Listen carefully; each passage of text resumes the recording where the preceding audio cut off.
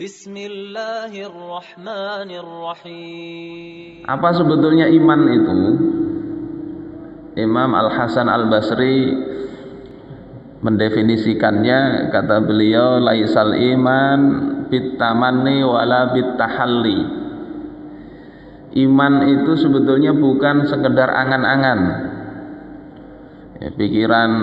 pikiran yang sekedar terlintas di dalam benak. Wala bitahalli, bukan pula dengan tahalli. Tahalli itu menghias diri, baik secara fisik maupun menghias diri ya dengan nilai-nilai moral ya, bukan mural. Ini sekarang kan ada lagi ngetren juga mural. Menghias diri dengan sifat-sifat baik, misalnya menghiasi diri dengan kejujuran, dengan disiplin. Iman itu bukan sekedar itu, tetapi ada dua, kata Imam Al-Hasan Al-Basri, walakin ma wuqira fis sudur. Tetapi iman itu adalah apa yang diagungkan di dalam hati.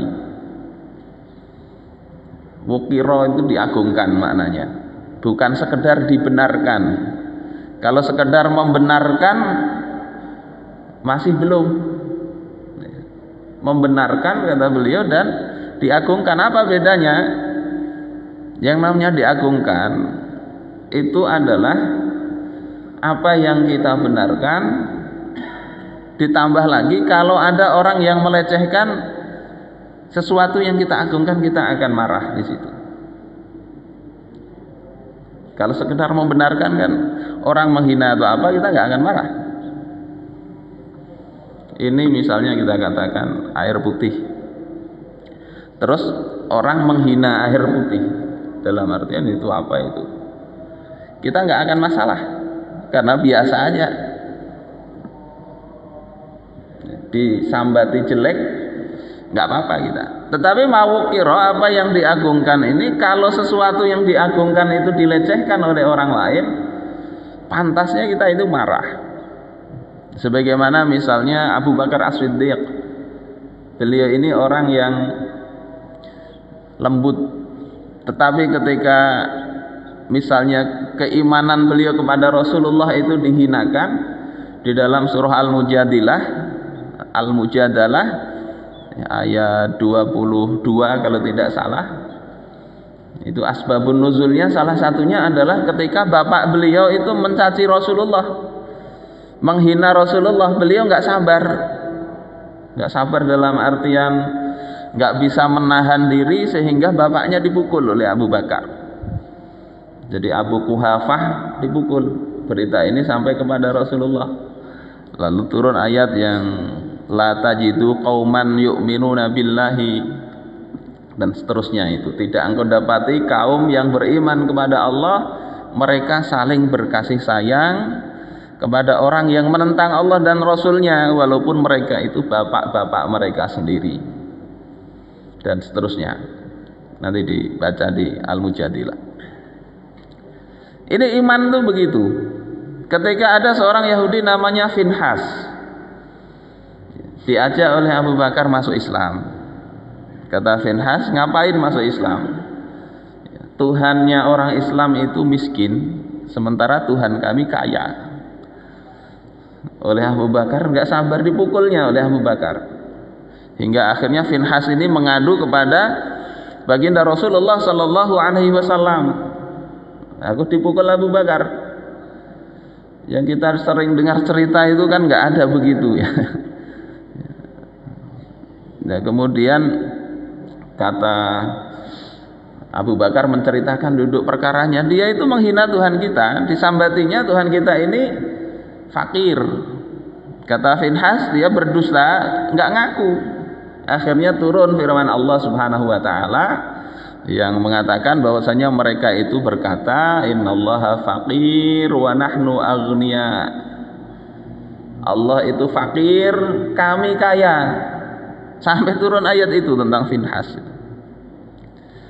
Asal muasalnya kenapa disambati fakir? Karena apa? Karena Allah itu kan minta pinjaman secara makna zahirnya. Misalnya Allah katakan mayyuqridullaha qardan hasana, siapa yang mau memberikan pinjaman kepada Allah dengan qardan hasana, pinjaman yang baik. Nah, itu kan disebut pinjaman. Tuhan kalian nggak minta pinjaman. Ini penghinaan. Abu Bakar nggak diam diri. Itu namanya apa yang wukira fis sudur, diagungkan di dalam hati. Kalau kita lihat penjelasan Imam Al-Hasan Al-Basri, kita patut untuk melihat dalam diri kita ini sudah betul beriman atau masih perlu kita perkuat. Kalau kita pakai kayak Abu Bakar itu, mungkin kita disambati radikal banar nih, nggak bisa toleransi. Ya. Apa yang ada kita yakini di dalam hati, harusnya kan pemaaf. Jadi satu itu iman itu harusnya kita posisikan dalam keyakinan paling tinggi, kita agungkan. Kalau kita kepada orang tua saja, kita kalau dilecehkan kita marah, orang tua kita, Allah dan Rasulnya kita misalnya melihat itu dilecehkan, ajarannya dilecehkan, pantasnya kalau iman itu ya seperti Abu Bakar tadi, lebih-lebih Umar bin Khattab. Ya. Rasulullah sendiri juga begitu. Ada kitab 40 hadis kumpulan marahnya Rasulullah sallallahu alaihi wasallam. Yang kalau kita ambil benang merahnya, marahnya beliau itu adalah marah ketika hukum-hukum Allah itu tidak hanya dilecehkan, ya sekedar dilanggar beliau marah. Termasuk menantu beliau marahin, Ali bin Abi Thalib. Suatu ketika beliau itu memakai pakaian yang ada sutranya. Melihat itu kemudian Rasulullah berubah warna muka itu. Marah beliau. Ali kemudian pulang, kainnya itu dipotong-potong, dibagi-bagi untuk para wanita. Jadi seperti itu. Di sisi lain beliau itu sangat pemaaf kalau tidak terkait dengan pelanggaran terhadap hukum-hukum Allah Ta'ala, atau kalau pelanggaran itu dilakukan memang oleh orang-orang yang bodoh, tidak mengerti. Ada orang Arab Badui masuk masjid, kemudian berdoa, Allahumma ghfirli wa Muhammadah, ya, wala taghfir ma'ana ahadah. Ya Allah, ampuni aku dengan Muhammad, jangan engkau ampuni orang lain selain kami berdua. Itu berdoa begitu, egois benar. Hendak masuk surga berdua aja dengan Nabi. Ampuni aku dengan Muhammad aja, jangan engkau ampuni yang lain ya Allah. Apa kata Rasulullah? Rasulullah katakan, engkau ini telah menghalangi dari sesuatu yang luas. Ampunan Allah itu sangat luas, surganya Allah itu sangat luas. Amun kita berduaan aja sepi kena di sana. Beliau senyum gitu aja. Imbah ditegur begitu, beberapa lama kemudian pergi ke pojok masjid, kencing di masjid. Ya, sahabat sudah mau menangkap aja, tapi Rasulullah diamkan, jangan di apa-apain. Biarkan selesai dia kencing. Tentunya ini bukan masjid seperti ini ya. Setelah itu Rasulullah meminta ambil air, ya. Ambil air disimbur aja. Itu masjid pasir. Kalau masjid di sini jangan disimbur, ya. Kemana-mana itu najisnya. Setelah itu baru diajari oleh Rasulullah, masjid itu bukan tempat untuk sholat, bermunajat, berdoa, bukan untuk membuang kotoran. Itu Rasulullah tidak marah karena apa? Ini orang nggak begitu ngerti. Jadi orang kalau memang nggak paham, ya, orang pikirannya, ya, orang misalnya baru masuk Islam dan sebagainya, jangan disariki. Apalagi orang gila. Orang gila itu ya sudah, kita nyariki, kita lebih gila dari orang gila itu. Ini masalah iman yang pertama tadi, masalah i'tiqad yang kita agungkan. Yang kedua, tidak cukup dengan itu. Kata Imam Al-Hasan Al-Basri, wa saddaqathul a'malu. Yang kedua itu keyakinan tadi dibenarkan, dibuktikan dengan amal, perbuatan. Kalau sekedar meyakini sesuatu, membenarkan sesuatu, tidak dibenarkan dengan amal, ini ya iblis pun akan dikatakan beriman. Karena iblis itu dia meyakini Allah Ta'ala, yakin betul, tapi disuruh sujud kepada Adam aja nggak mau. Jadi iman itu begitu. Efek dari pengagungan itu kan amal. Efek dari keyakinan itu kan ada bekasnya kepada perbuatan. Pian yakin listrik itu kalau diikuti, sementara badan kita ini nempel ke konduktor, ya, misalnya ke lantai kada bersandal, kita ikuti, kita bakalan kesetrum kalau yang kita pegang yang fasenya, yang ada apinya kalau di tes pakai tes pen. Percaya kita itu. Setelah percaya hakun lah kita memegang itu. Orang yang logis nggak akan mau dia megang itu. Kita percaya api itu akan menyakiti kita kalau kita pegang. Terus amal kita ketika kita nyalakan kompor, maulah kita tes dulu.